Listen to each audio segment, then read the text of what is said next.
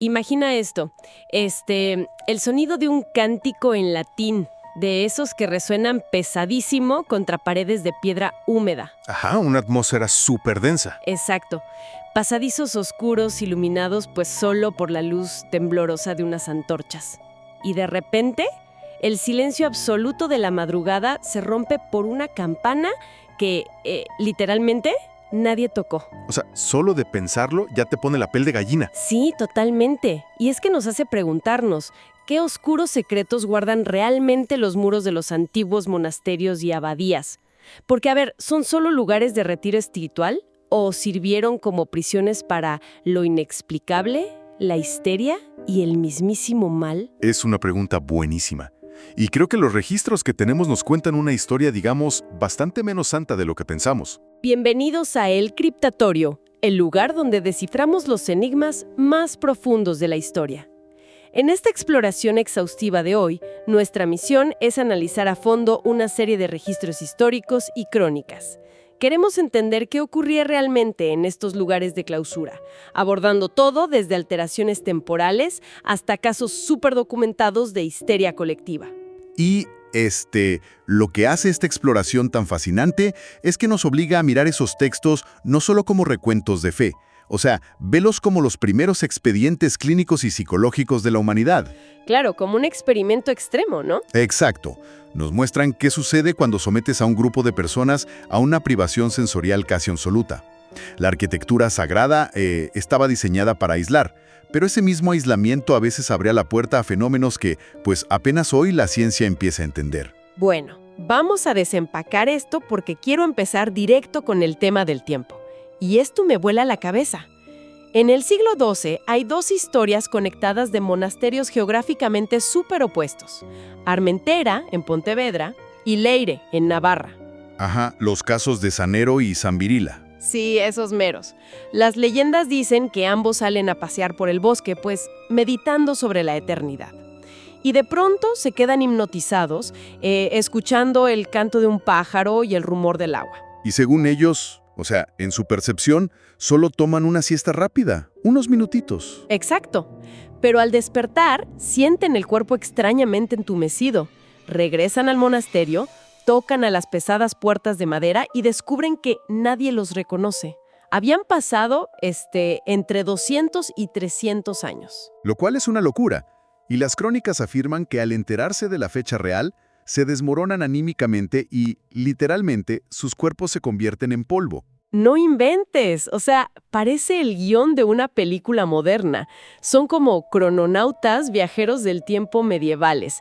Pero a ver, yo te pregunto, ¿es esto una metáfora poética medieval sobre la teoría de la relatividad? ¿O es una advertencia de cómo el aislamiento altera tu realidad? Lo fascinante aquí es que va mucho más allá de la poesía. Si analizamos cómo estaban construidos estos monasterios, nos damos cuenta de que funcionaban como máquinas de alteración de conciencia. A ver, ¿máquinas de alteración? Suena muy de ciencia ficción. Pues un poco sí, pero basado en pura física. Los claustros, la ubicación geométrica de las fuentes, la acústica, todo estaba diseñado matemáticamente para inducir estados de trance profundo. O sea, aislaban a la mente humana del mundo material a propósito. Totalmente. Al exponerte constantemente a ese entorno rítmico y monótono, tu cerebro deja de registrar el tiempo cronológico. Entras en una burbuja de privación sensorial. La leyenda de los 300 años es, muy probablemente, pues la exageración de un fenómeno real de amnesia disociativa. Claro, porque el cerebro necesita estímulos cambiantes para medir el paso de las horas, ¿no? Y si le quitas eso, el tiempo desaparece. Ajá, tal cual. Y bueno, si ese aislamiento podía atrapar el tiempo de esa manera, me hace pensar que también podía concentrar energías muy densas y oscuras, porque hay un punto donde estos lugares perdieron su alma. Sí, claro, cuando ocurren procesos históricos drásticos, como la desamortización en el siglo XIX en España, por ejemplo. Exacto, o las guerras, tienes la invasión napoleónica, guerras civiles, básicamente llegaron y saquearon estos lugares, despojándolos de sus reliquias y riquezas. Y te quedan estos cascarrones de piedra gigantescos vacíos, y obviamente se quedan como ruinas con un aura, pues muy negativa, muy pesada. Totalmente. Y aquí entra el monasterio de San Pedro de Arlanza, fundado allá por el año 912. Cuando este lugar quedó en ruinas, las historias que salieron de ahí son súper macabras. Uf, la leyenda del caballero templario, ¿verdad? Esa. O sea, la gente contaba que por las noches veían a un caballero templario jugando al ajedrez en medio de la nada con una figura oscura y demoníaca. Aquí es donde se pone muy interesante, porque la imagen es sumamente gótica. Sí, es una teatralización de la lucha entre el bien y el mal. Pero fíjate, la energía de estos sitios no es que sea intrínsecamente mala. San Pedro de Arlanza era antes un centro importantísimo para realizar exorcismos en la ruta del Camino de Santiago. Claro, o sea, absorbió toda esa carga psicológica durante siglos. Exacto.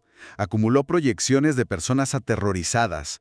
Al vaciarse de su propósito original y ser profanados, estos lugares se convirtieron, en lienzos en blanco para la sugestión y el miedo local. Y tenían cosas loquísimas. Hay documentos sobre reliquias asombrosas ahí mismo, como un trozo de la cruz de Cristo.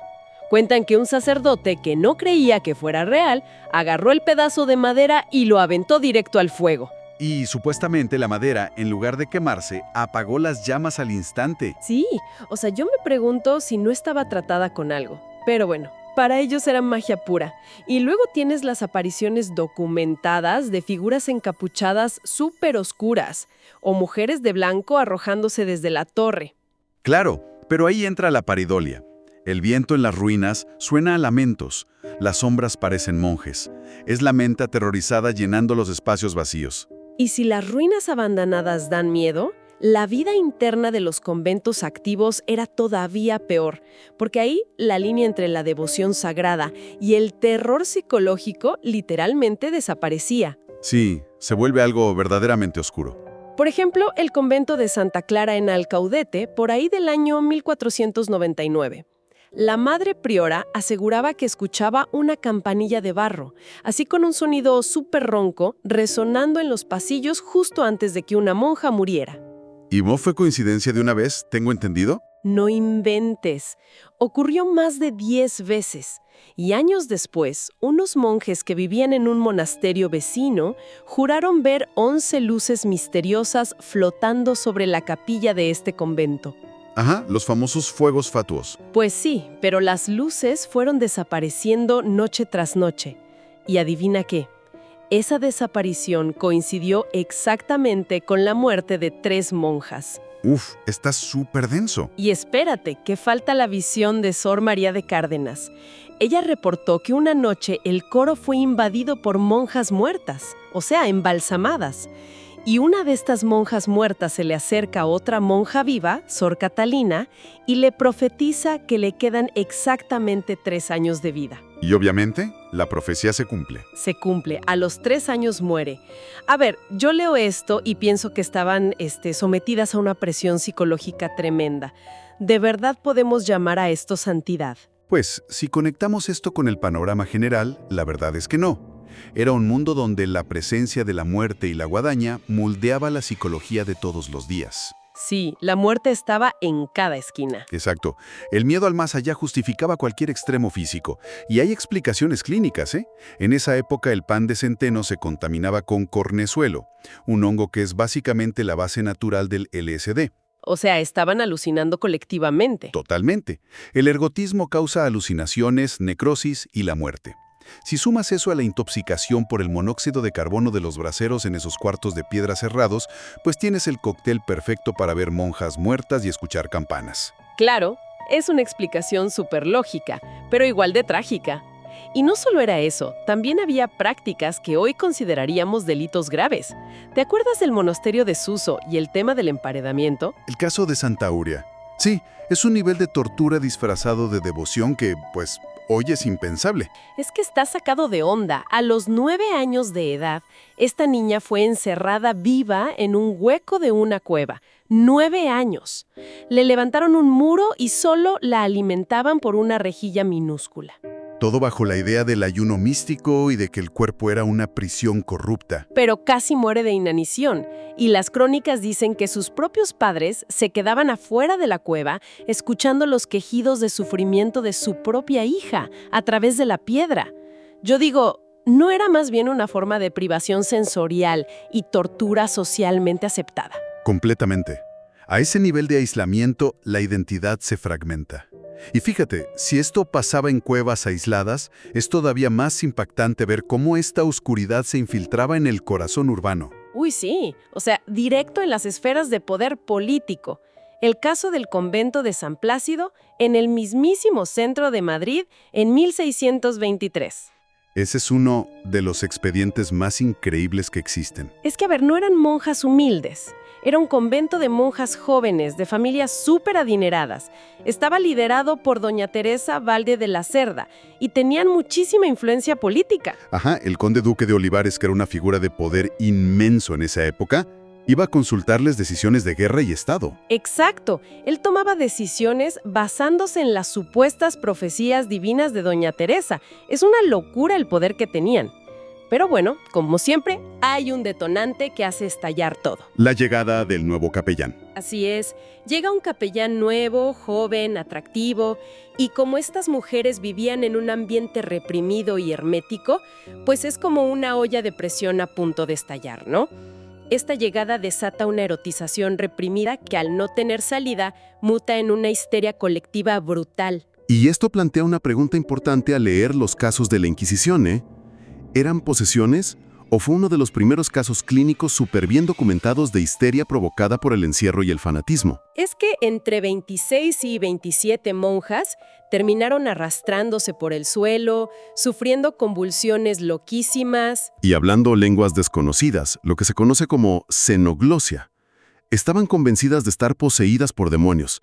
Es esa fina línea entre la psiquiatría y lo paranormal. Y el escándalo fue tan grande que la Inquisición tuvo que intervenir, metiendo en problemas hasta al conde duque. Es que la histeria no respeta barreras sociales ni políticas. Ni fronteras geográficas, ¿eh? Porque estos ecos globales y esta arqueología del oculto llegaron hasta acá, al continente americano. Sí, exacto. La conexión internacional está cañona. Por ejemplo, en México, en 1645, está el convento de San Juan de Dios y la historia de Fray Blas de Zamora. Un caso clásico del alma en pena atada a su lugar de origen. Fray Blas muere ahogado en una tormenta terrible, ¿verdad? Así es, y su cuerpo nunca se encontró. Y de pronto, las crónicas empiezan a decir que se aparecía por las noches una figura sin rostro, vestida de monje para rezar el rosario y cuidar a los enfermos moribundos en el convento. Exigiendo una sepultura digna para descansar en paz, claro. Sí, o sea, el misterio sigue desenterrándose, literal y figurativamente. Y hablando de desenterrar, quiero que hablemos de la Torre de las Brujas, en el monasterio de Santa María in Foris, en Huesca. Ah, claro. Un lugar usado por la Inquisición para encarcelar supuestas brujas antes de sus juicios. Y las historias decían que el órgano de la iglesia tocaba solo por las noches. Los frailes nuevos aseguraban que era accionado por un duende o un demonio.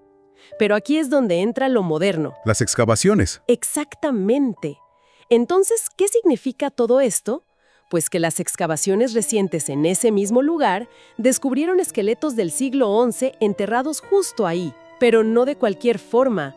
Estaban boca arriba, con los brazos rígidamente cruzados sobre el pecho. Como si los hubieran amarrado para evitar que se levantaran de la tumba. Exacto. O sea, la arqueología moderna literalmente desentierra los huesos y nos demuestra que la tierra sigue devolviendo secretos. Las leyendas antiguas a menudo tienen un origen físico muy macabro. Y creo que eso es lo que resume todo este tema. Estos monasterios y conventos funcionaban como amplificadores extremos de la naturaleza humana. Totalmente. Un amplificador gigante de emociones. Sí, o sea, el aislamiento extremo producía unas maravillas artísticas y espirituales increíbles. Es innegable. Pero al mismo tiempo, generaba terrores irracionales, histeria, paranoia y una desesperación profunda. Y eso me lleva a una reflexión final para quienes nos escuchan, porque es muy fácil juzgar al pasado. Si los muros de piedra y el aislamiento del siglo XVII fueron la incubadora perfecta para la paranoia, las profecías falsas y la histeria colectiva, yo pregunto, ¿Cuáles son los monasterios digitales en los que nos encerramos voluntariamente hoy en día? Uf, qué buen punto. Las burbujas herméticas de las redes sociales. Exacto. O sea, ¿qué nuevos demonios e histerias estamos creando ahorita mismo en nuestras propias cámaras de eco en Internet, donde solo escuchamos a los que piensan igual que nosotros? Es para pensarse. Y bueno, en nombre de todo el equipo del Criptatorio, les recordamos mantener siempre la mente abierta y, sobre todo, cuestionar eso que dan por sentado. Buenas noches.